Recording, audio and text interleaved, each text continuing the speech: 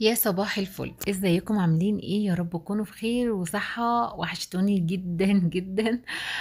سامحوني والله، انا ما كانش عندي ظروف، يعني الحمد لله اكتر من امتحانات ابني وخلاص. بس انا نفسيا ما كنتش عايزة اكمل، وكنت عايزة اوقف القناة ودخلت كده في دروب غريب كده. بس الحمد لله، ان شاء الله ارجع لكم تاني. وبس ممكن يبقى التصوير قليل شوية في رمضان، لأن انتوا عارفين بقى الصيام والصلاة وقراءة قرآن. فاللي هو يعني أنا مش عايزة أضيع وقت بصراحة، بس هحاول على قد ما أقدر إن أنا مثلا أنا بحب أخرج قبل المغرب. يعني اللي هي الساعة اللي قبل المغرب دي أنا بحب أخرجها بصراحة. فأنا لو عرفت إن شاء الله في رمضان لو في أي عروض أو في أي حاجة طلبتوها وكده، إن شاء الله بنزل أصورها لكم بإذن الله. ندخل بقى في الفيديو بتاعنا ونشوف العروض. طبعا شفتوا الدريس اللي في الاول ده من 49، لا نازل ل 49 من 216. عايزه اقول لكم خامته حلوه جدا جدا وتحفه شيك قوي في اللبس. كان في تخفيضات على السواريهات، وده اللي اكتر حاجه كان عليها تخفيضات، غير طبعا لبس الولادي والبناتي. مثلا كان في جواكت ولادي وشبابي برضو كان عليها عروض حلوة قوي. اللبس النسائي فوق ما كانش عليه تخفيضات قد كده، لكن قسم السوريات بصراحة لما دخلته عجبني فيه حاجات كتير، وعجبني كمان الأسعار. فلما أنا لقيت كده، عارفة إن في بنات كتير بتبقى تطلب مني إن أنا أصور في السوريهات وكده. فطبعا أنا بتكلم وانتم مركزين في الصور، ماشي. فلما طلبوا مني، يعني بنات كتير طلبت مني ان انا اصور سواريهات وكده، فقلت بقى فرصة للبنات اللي هي ايه محتاجة. عايزين، لو عايزين اقول لكم منين بجيب ياميش رمضان والحاجات اللي احنا بنحتاجها كلنا في رمضان دي، اكتبوا لي في الكومنتات وان شاء الله اقول لكم الاماكن اللي انا بجيب منها والاماكن الحلوة اللي تجيبي منها وانتي مطمنة. كل اللي انتوا شايفينه قدامكم ده في حاجات، في دريسات شتوي، في بلوروهات، في حاجات كده، يعني حاجات حلوة للخروج على فكرة. يعني ده مثلا دريس اهوت بس مش عاجبني. في حاجات تانية، يعني اللي انتوا شايفينه قدامكم ده حاجات حلوة قوي. والكاروف الصغير ده وده كمان برضو حلو قوي ده. يعني بصوا، ده مش عليه تخفيض، في حاجات عليها وفي حاجات ما عليهاش على فكرة. مش كله، بس الاغلب كان فيه تخفيضات حلوة على الدريسات هناك وكده. شايفين ده قطيفة خامته حلوة جدا، وكان بكام يا ربي؟ 104. معقولة ده مش عليه تخفيض؟ بس كان خامته حلوة قوي.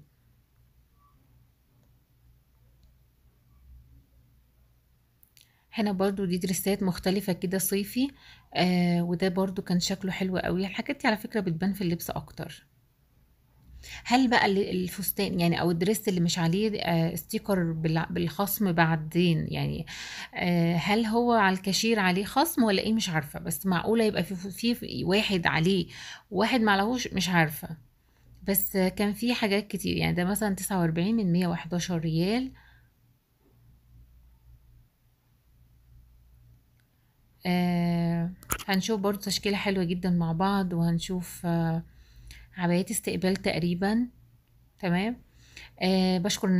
بشكر كل البنات اللي سألوا عليا وبيطمنوا عليا، بشكركم من قلبي، وربنا يخليكم ليا، احلى اخوات في الدنيا والله. انا لما قررت ان انا اوقف القناه وكده، بقيت مامتي تقول لي يعني الناس بدأت تحبك وبدأت تسأل عليكي وكده، بعد ده كله هتوقفي؟ بصراحة هي اللي كانت بتشجعني وكده، لان انا مش هقول مأهملة في بيتي وكده، لا الحمد لله انا بقدر اوفق. بس اللي هو النفسية بقى، يعني ضغط نفسي، ومذاكرة الولاد برضو صعبة، وكل ما بيتنقلوا لمرحلة جديدة بتبقى المذاكرة أصعب من السنة اللي قبلها، والمسؤولية صعبة. فحسيت ان انا لفترة ما كده ان انا لا ملخبطة، مش مركزة مع ولادي. آه الفيديو اللي انتوا بتشوفوه قدامكم دوت مثلا 10 دقايق ولا 15 دقيقة، طبعا بياخد مجهود تصوير ومونتاج وحاجات كده يعني. وطبعا لازم اخرج مخصوص لان احنا اصلا ما بنخرجش غير يوم الجمعة او السبت تقريبا، يعني احيانا كمان ما بنخرجش الجمعة، خروجاتنا بتبقى السبت. فيعني بحس بقى ان انا ايه، عايزة اركز شوية مع الولاد. وطبعا ايه، ابني كان عنده امتحانات وبرضه خدت مني مجهود جامد. الحمد لله يا رب بس يبقى بفايدة. لكن القناة يعني بصوا، انا بحب قناتي جدا، حتى لو ما كبرتش، حتى لو، بس حاسه ان انا بغير المود قوي. يعني انا لما بمنتج فيديو كده ببقى في منتهى السعاده، طبعا ببقى سعيده جدا. ملناش دعوه بالحاجات اللي احنا شايفينها قدامنا دي. اصلا مش هصورها. فببقى سعيده جدا. ولما خدت القرار ان انا اوقف القناه فعلا، بس اللي هو قلبي وجعني، يعني اللي هو لا، بعد ده كله اوقف قناتي؟ لا، ده هي يعني الحاجه الوحيده اللي انا بحس ان انا بغير فيها مودي، وبحس ان انا عملت حاجه بتفرحني وبتسعدني طبعا. فالحمد لله، يعني ربنا يخلي لي مامتي، هي اللي فضلت يعني تحفزني: لا كملي، لا ان شاء الله القناه هتكبر وكملي وكده. يعني كل يوم تقول لي: ها، عملتي فيديو؟ اقول لها لسه. عملتي فيديو؟ اقول لها لسه. فاللي هو قلت لها: لا والله ان شاء الله، بس ايه دي، خلص امتحانات وان شاء الله هرجع تاني اركز مع القناه وكده. والحمد لله. بس طبعا داخلين على شهر رمضان، ممكن معظم الفيديوهات هتبقى وصفات. صعب ان انا اصور في محلات، بس هحاول والله ان شاء الله لو عرفت اسعار. هو عموما العشرة الايام الاخيرة للاسف هم اللي بيبقى فيهم التخفيضات، وطبعا بيبقى معظمهم صلاة وعبادة وكده.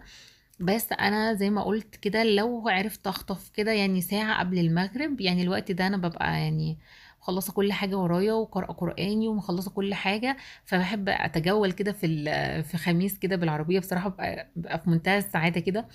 بحب اخرج في الوقت ده، لكن بالليل مش بحب اخرج. فلو عرفت في الوقت ده ان انا اصور حاجة ان شاء الله هصور لك. ولو ما قدرتش ان شاء الله، لا قدر الله، يعني لو ما عرفتش اي حاجة سمعت عنها تخفيضات او كده، او اي فرص كويسة، هكتب لكم على طول على المنتدى عندي. شايفين طبعا الاسعار والدريسات اللي انا بصورها. آه، ده طبعا عليه تخفيض كام؟ 200. لا، ده مش عليه. ده مش عليه تخفيض. زي ما قلت مش كل حاجة كان عليها تخفيض، بس انتوا عارفين يا بنات، يعني بصوا، جوه يعني وانتي ماشية كده تدوري في كل الدريسات، يعني ما تقوليش ده عليه ومش ده مش عليه، لا دوري في كله. هتلاقي ان شاء الله في النص كده هتلاقوا حاجات تخفيضاتها حلوة جدا على فكرة. الحاجات القيمة قوي قوي قوي، زي ما انتم شايفين مثلا مش عليها تخفيضات، لكن في حاجات والله برضو كانت حلوة ومعقولة جدا. معظمها برضو حاجات صيفي، وفي برضو حاجات شتوي. آه ده بالجالوش كده، برضو دريس. طالما ما صورتش اسعار يبقى مش مكتوب عليه سعر. في حاجات اصلا ما عليهاش سعر اصلا خالص، يعني لا قبل ولا بعد. ف يعني معظم الدريسات اللي انا مصوراها ممكن ما تلاقوش انا مركزة على السعر، لان ما كانش فيه اسعار. دي برضو عبايات استقبال كده، هو كاتبين عليها دريسات وكده، لكن هي مش دريسات، هي حاجات في البيت وكده. ده على 39 ريال.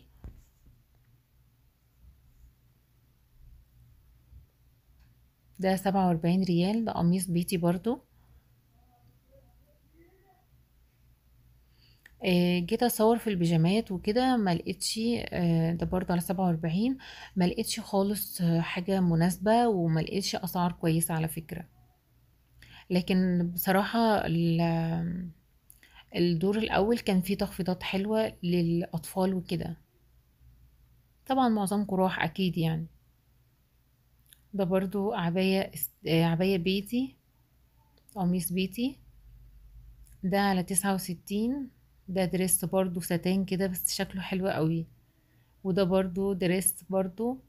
ده على كام؟ 69.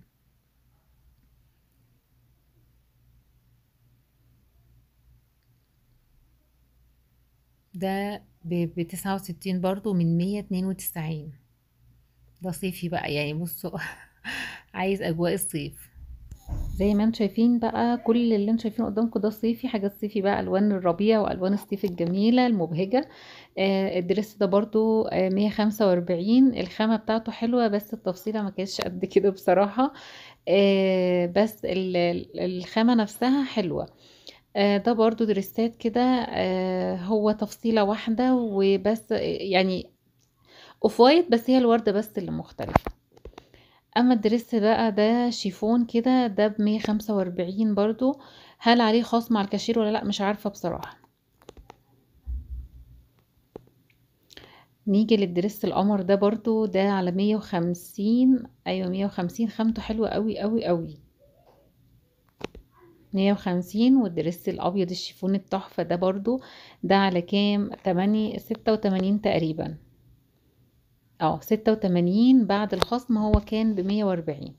خامته تحفة تحفة تحفة. شايفين؟ هو شيفون بس كريشة كده، اللي هو القماشة نفسها كريشة.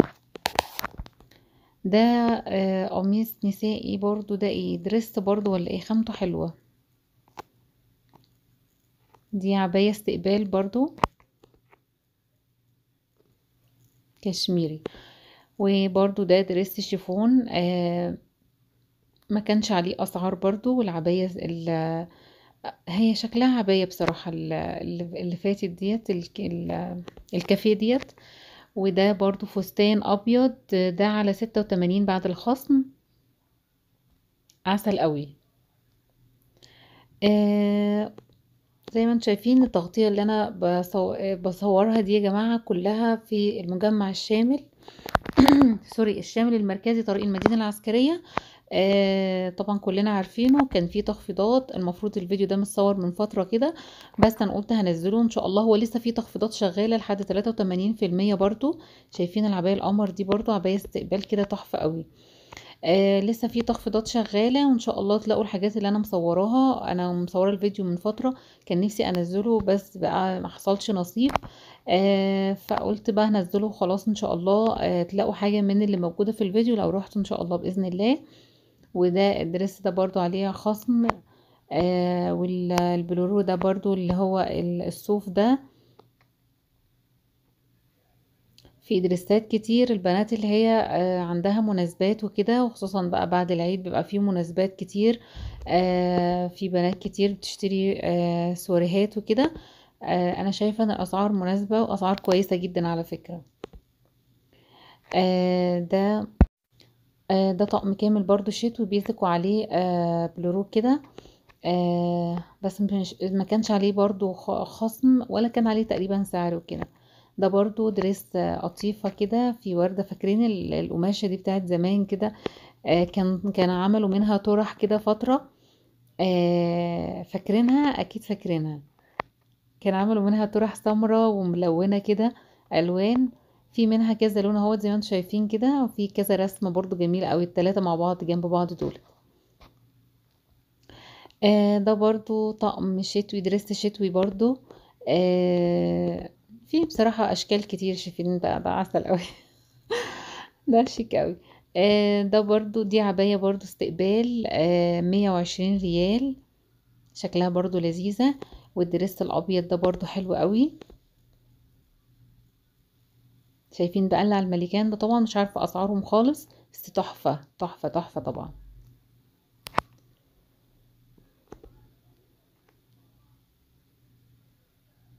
هتودينا فين يا ميرو؟ اثبتي بقى على حاجة. هنا بقى كنت عايزة اصور لكم كل حاجة، يعني ما اسيبش ولا فستان. بس طبعا ما شاء الله كتير، والفيديو طول اصلا. يعني احنا لحد دلوقتي كده 13 دقيقة. فقلت بقى ايه، هصور كده ايه من بعيد بقى، يعني بلاش اسعار، لان معظم الحاجة اصلا ما كانش عليها اسعار. فقلت بقى هصور كده من بعيد كده، احاول على قد ما اقدر اي حاجة هتلفت انتباهي فهصورها طبعا لو سعرها مناسب وكده. آم، لو لسه مكملة معايا الفيديو لحد دلوقتي، اتمنى تعملوا لايك للفيديو واشتركوا في قناتي لو لسه ما اشتركتوش فيها، وفعلوا الجرس عشان يوصلكم كل جديد. وشجعوني بقى علشان ان شاء الله اكمل تصوير واكمل معاكم في القناة ان شاء الله. وكل سنة وانتم طيبين. شايفين القمر ده بقى كام؟ 99. 99 لا حلو. طالما 99 يبقى حلو، يعني 100 ريال. بصوا بقى، وانا هناك كل ما اقول خلاص كفايه تصوير بقى، يعني حاسه ان الفيديو طول، الاقي حاجه تغريني بقى ارجع تاني اصور. شايفين برضو ده بالجلوش كده حلو قوي. ده 150 والله جميل. آه ايه كمان؟ زي ما انتم شايفين كده برضو عبايات استقبال، على دريسات، على حاجات شتوي، على حاجات صيفي. تشكيلة حلوة برضو، في حاجات كتير حلوة. بس هي طبعا عايزة وقت شوية وتدوري كويس جدا في الدرسات، لان في حاجات كده مستخبية كده. هتلاقوها ان شاء الله حلوة، سعرها كمان حلو جدا، وهتلاقوا اسعار مناسبة ان شاء الله بإذن الله. اكتبوا لي عايزين اصور فين المرة الجاية. شايفين الفستان ده؟ انا بحب اللون الاخضر جدا. آه عايزين اصور فين او اركز على ايه؟ يعني الحاجات ان شاء الله اللي انا هصورها ان شاء الله ان كان لينا عمر يا رب. آه وكمان ان شاء الله هنزل وصفات، عايزاكم كمان تشوفوها، مش على قد التصوير بس، فلوجات وكده. عايزاكم كمان تشوفوا تشوفوا الوصفات اللي انا هعملها ان شاء الله معاكم باذن الله، ويا رب تعجبكم. آه في حاجة انا اشتريتها يعني وبجربها حاليا، اول ما احس انها كويسة ومناسبة جدا هقول لكم عليها، واقول لكم سعرها وكل حاجة ان شاء الله باذن الله. بس لسه انا بس حاليا تحت التجربة. ان شاء الله هعمل لها فيديو مخصوص، وهنعمل فيها حاجات حلوة مع بعض في رمضان. آه بس كده خلاص تقريبا، ده كان اخر حاجة في الفيديو بقى. اتمنى يا رب يكون الفيديو بتاعي عجبكم النهاردة واستفدتوا منه ولو بمعلومة بسيطة. اتمنى تعملوا لايك للفيديو، واترككم في رعاية الله، والسلام عليكم ورحمة الله وبركاته.